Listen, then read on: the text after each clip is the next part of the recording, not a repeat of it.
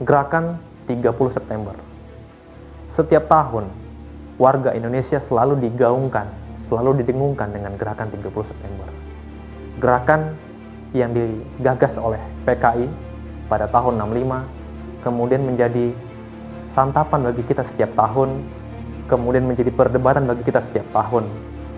Siapa dalangnya, apa motifnya, siapa yang benar, siapa yang salah. Ini selalu ada pada pembahasan kita di setiap tahunnya. Bagi kita generasi milenial, terutama yang kemudian hanya mengetahui tentang peristiwa ini berdasarkan apa yang kita baca, berdasarkan apa referensi yang kita punya, kita justru sangat berbeda dengan mereka yang menjadi pelaku sejarah pada saat itu. Terjadi distorsi. Tapi banyak pelajaran yang bisa kita ambil. Dan kemudian kita bisa membahas ini dalam beberapa kalimat-kalimat penting yang perlu kita pahami, pesan-pesan penting yang perlu kita renungi dari gerakan 30 September. Saya akan membahas beberapa pertanyaan yang muncul dari gerakan 30 September.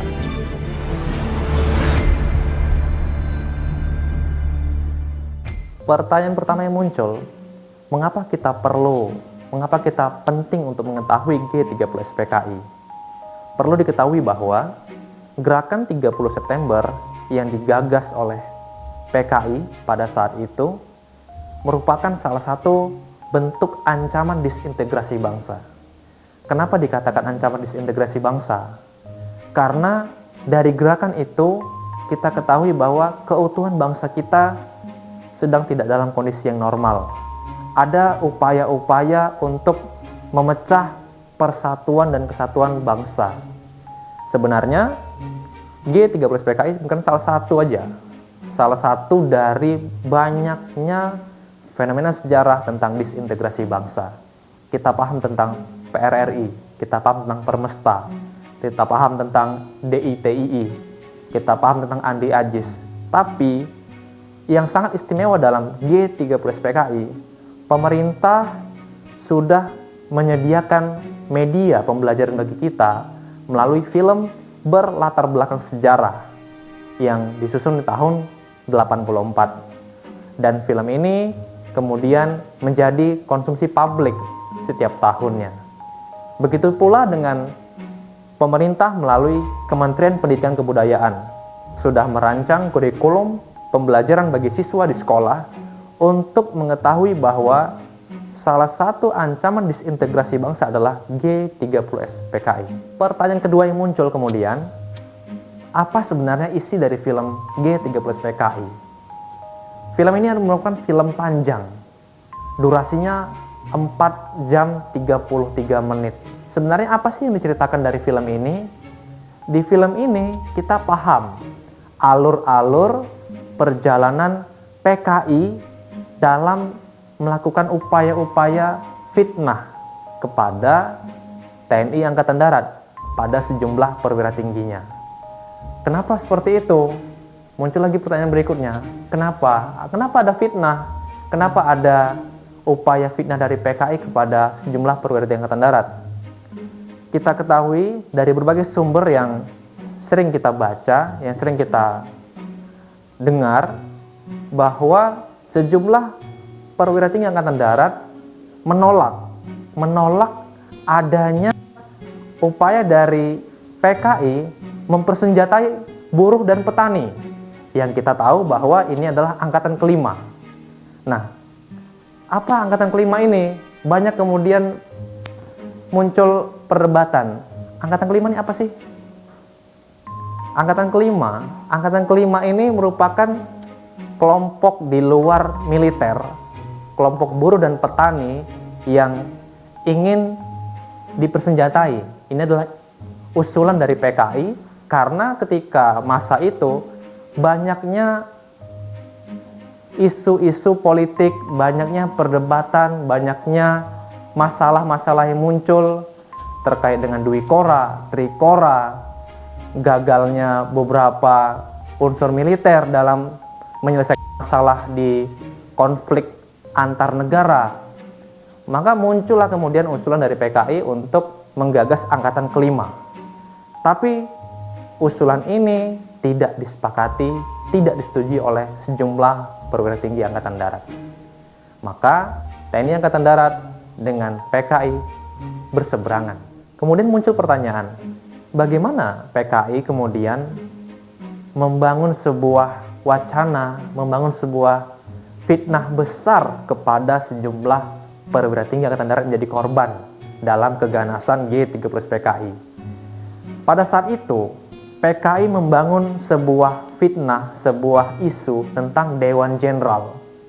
Dewan Jenderal ini adalah sejumlah perwira tinggi TNI Angkatan Darat yang mereka merupakan anti kepada apa-apa yang telah disepakati oleh PKI. Mereka tidak setuju dengan usulan dari PKI terkait dengan mempersenjatai buruh dan petani yang menjadi angkatan kelima. Dan akhirnya dari isu tentang Dewan Jenderal, PKI kemudian menculik para jenderal-jenderal tersebut. Muncul pertanyaan kembali, bagaimana kemudian mereka menculiknya? Apa yang mereka lakukan? Nah, PKI ternyata melakukan sebuah strategi yang luar biasa. Mereka mempersiapkan rekan-rekan mereka dalam memuluskan langkah mereka menuntaskan Dewan Jenderal yang tidak memuluskan langkah mereka untuk mempersenjatai angkatan kelima. PKI melakukan sebuah infiltrasi. Istilah infiltrasi ini mereka masuk ke dalam tubuh militer ABRI. Jadi sejumlah pasukan Cakrabirawa, atau kalau dalam saat ini kita mengenal dengan Pas Pampres, pasukan pengaman presiden, PKI menyusup ke dalam pasukan Cakrabirawa dan menggunakan pasukan Cakrabirawa untuk menculik sejumlah jenderal-jenderal yang masuk dalam target Dewan Jenderal tadi. PKI melalui pasukan Cakrabirawa menculik sejumlah jenderal pada saat dini hari tanggal 1 Oktober tahun 65. Contoh, saat mereka menculik Jenderal Ahmad Yani. Jenderal Ahmad Yani ketika itu dikatakan oleh pasukan Cakrabirawa bahwa beliau dipanggil oleh presiden. Akan tetapi Jenderal Ahmad Yani menolak karena dia harus dalam kondisi yang baik untuk hadir menghadap dengan presiden.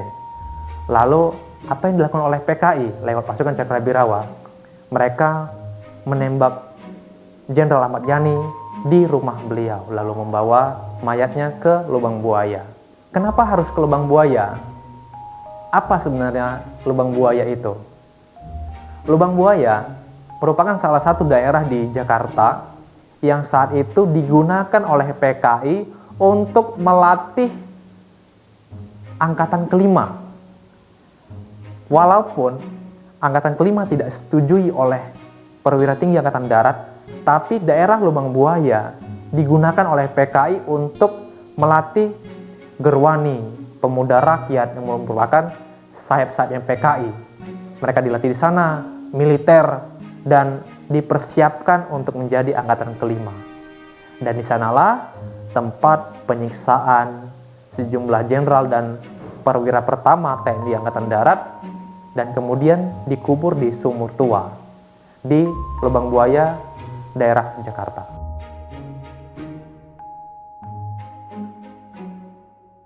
Dari upaya penculikan sejumlah perwira tinggi TNI Angkatan Darat yang masuk dalam Dewan Jenderal, isu yang diangkat oleh PKI pada saat itu kemudian digagalkan oleh pasukan ABRI.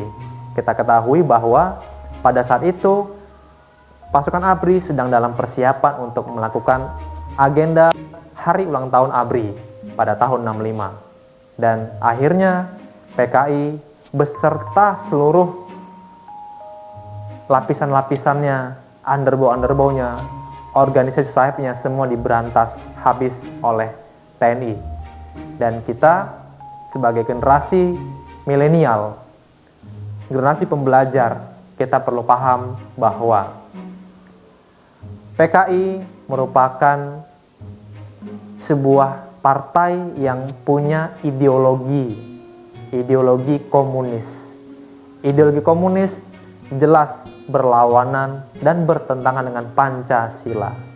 Semua ideologi yang di luar dari konteks Pancasila tidak dibenarkan ada di negara kita. Dan kita saat ini sudah pahami bahwa seluruh pelaku pada G30 PKI telah diadili. Proses hukum telah berjalan, seluruh keluarga korban telah mengetahui, dan kita berjalan kembali bersatu dalam negara Bhinneka Tunggal Ika, Republik Indonesia. Dan kita tetap harus waspada, jangan sampai bibit-bibit komunis kembali muncul di negara kita. Kita tetap berjalan bersama Pancasila di dalam sanubari kita, seluruh warga negara Indonesia. Sekian penyampaian saya tentang G30 PKI dan beberapa penjelasan lainnya. Semoga dapat membantu kita sedikit memahami, mengambil pelajaran bagaimana gerakan 30 September yang digagas oleh PKI. Terima kasih. Wassalamualaikum warahmatullahi wabarakatuh.